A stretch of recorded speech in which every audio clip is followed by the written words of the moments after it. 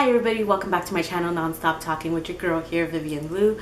This video I have been wanting to film for a while now. I was going to do it as like my last video before I moved, but obviously I've already moved, hence the new setup. But it is what it is. I've been super busy, but I really wanted to like share some Asian drama recommendations. I've been avidly watching Asian dramas for years now, so I can like kind of figure out what I like and what I will sit through. And one of like my very niche like tropes that I really like is that whole campus setting first love story. Today I'm going to be focused on the ones that are more innocent and pure and fluffy. There definitely are the campus setting stories that tackle heavier topics that come with coming of age, but we're not here to discuss those today. Like I said, today we're going to focus on the fluffy campus setting, school setting, first love. The first recommendation I have is actually a set of 3 companion series. They are 3 novels that got dramatized, and they're written by the same author, and the author's name is Zhao Tiantian. And so the 3 of her books that got turned into dramas, there is 致我们单纯的小美好 in 2017, A Love So Beautiful, and then there was 致我们暖暖的小时光, which came out in 2019, Put Your Head on My Shoulder, and then the last one is 致我们甜甜的小美满, which came out in 2020, and the English name is The Love Equation. I believe that A Love So Beautiful and Put Your Head on My Shoulders are both available on Netflix, and I don't know why The Love Equation never went on Netflix, but all 3 of them are available on YouTube. And honestly, when you watch on YouTube, it'll lead you to more like the extras that come at the end, and also lead you to like behind the scenes stuff. So most of the times I prefer to watch it on YouTube. I'm gonna be really honest here and say that The Love Equation, which is the 3rd one that came out, it's not as good as its predecessors, but I feel like if you've already seen the first one and you've already watched the second one, why wouldn't you just go and watch the 3rd one even if it's not as good? Or, well, that's just my mentality. A Love So Beautiful got a Korean remake, which I think proves its popularity in a way. The story follows Jiang Chen and Chen Xiaoxi, who are neighbors, schoolmates, classmates. And if you've ever watched the Taiwanese drama It Started With a Kiss, then A Love So Beautiful will hit all its marks. I love the Taiwanese drama It Started With a Kiss a lot. However, since it's dated and I haven't rewatched it in years, I don't know if I would recommend it.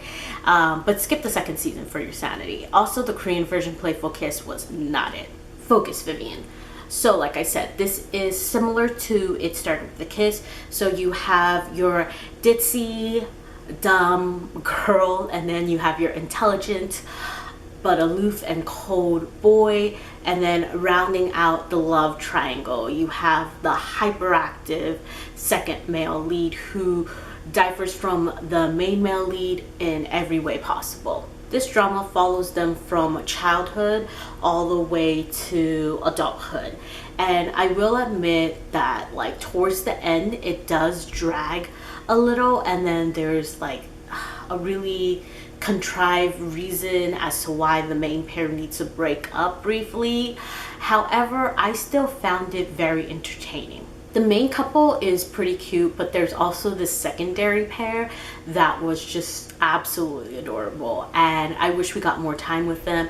And I feel like with any school setting stories, it's important to have that core main friendship group, and I think this drama really had that. There was also a song from the soundtrack that was trending on TikTok, so it has a pretty solid OST, which just adds brownie points. And there is a monologue at the end by the guy Jiang Cheng, and it was like a kind of a swoon-worthy, I guess, confession of sorts. At the time I was watching this, I wasn't giving out ratings, but I feel like the me at that time probably gave it a 4 out of 5. So the second one is Put Your Head on My Shoulders. This one follows Si Tu Mo and Gu Wei. Their mothers are trying to set them up, so they end up becoming roommates, and they are both college students. The main guy is, I forget, what is he studying? Physics. So if you like the whole nerdy guy who's like a mathematician or who's like a scientist, and he's a novice at love, which causes like super funny dilemmas, this one is right up your alley. I think you really fall for the main guy, Gu Wei, and just like wish he was your boyfriend. That's the type of vibe this drama gives. The main couple had like pretty solid chemistry, and I really enjoyed how believable and slow the progression of their like romance was. There's also a cute like vacuum cleaner that ends up like just stealing the show as an adorable side character. The conclusion is precious. There's like no overbearing parents, a sudden like ex coming out of nowhere trying to break things up, and there's really like no like backstabbing or anything like that. So it's just a warm drama from beginning to end, just showing these two people falling in love. Initially, I rated this a 3.75 out of 5, which is kind of low because in the back of my mind, I would watch Put Your Head Over My Shoulders over, like rewatch, over A Love So Beautiful. But I do think because it is like moving in that slow direction of like just two people falling in love without much like misunderstandings or like issues, like obstacles, I guess it could come off a bit like boring in a way, but I don't know, I really liked it. And by the way, there's a Thai remake. I also have a video review, which I haven't seen since forever. I didn't even know I had a video review for it, but I'll link it down below in case you're curious. I'm just gonna leave my written review for The Love Equation down below and move on to my second recommendation. My second recommendation is Love 020. Is it a 0? Is it an O? I'm not too sure, but the Chinese name is 微微一笑很倾城. You might not want to support 微微一笑很倾城after the controversy that the main female lead was embroiled in.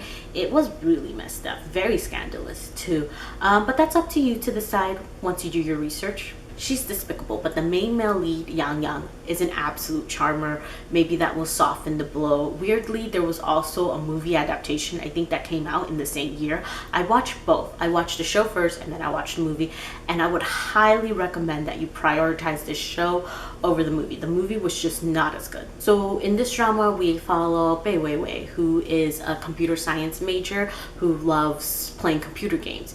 In one of the computer games that she is playing, she is approached by a high-ranked player, and he proposes marriage so that they can do couple, I guess, activities together, couple missions together. Is that what it is?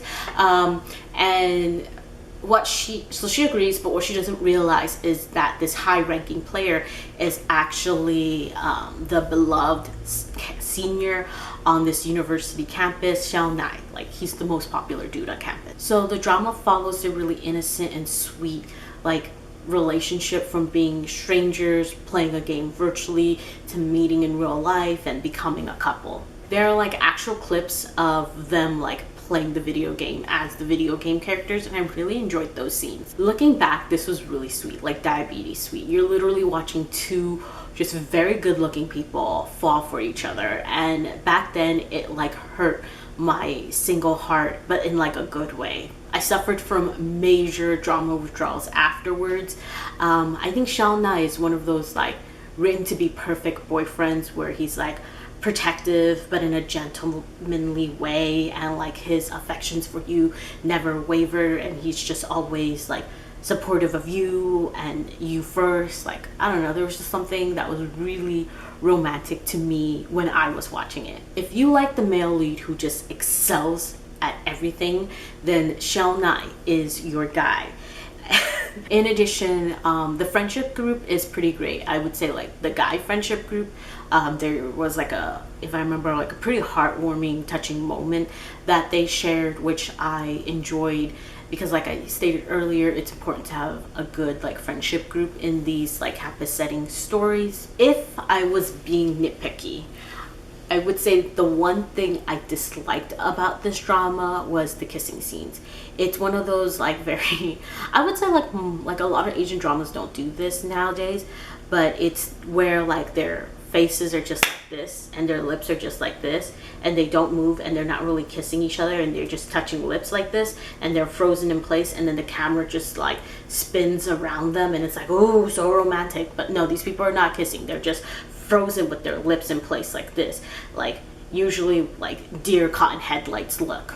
My third recommendation is Weightlifting Fairy. This is a Korean drama, and I think the couple's name is like Swag Couple, and I love this couple so much and I miss them so much, and they dated in real life but sadly broke up. There was just so much chemistry and attraction in this, and the chemistry will kill you. In short, it's set at a college campus. I don't know if it's like mainly for like athletes, but the main girl is a weightlifter and then the main guy is a swimmer. Initially, the main girl has a crush on the main guy's older brother, and then the story goes from there. This drama touches on the topics of stress that is placed on young athletes. It also talks about the importance and bonds of college friendship, and it also dives in a little about, you know, the insecurities of not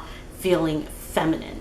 And I think it just slaps on all ends. And then they included this really great romance. I just read on Wikipedia that this story is actually based on a real person, like a real female Korean weightlifter. So that is really awesome. I think I rated this a 4 out of 5, but yeah, this was really great. My brother watched it as well, and he enjoyed it too. At the time that I was jotting down this list, over the weekend I needed to go to San Jose, so I never finished the list, is what I've realized now that I'm looking at it. I also wanted to include some Japanese titles.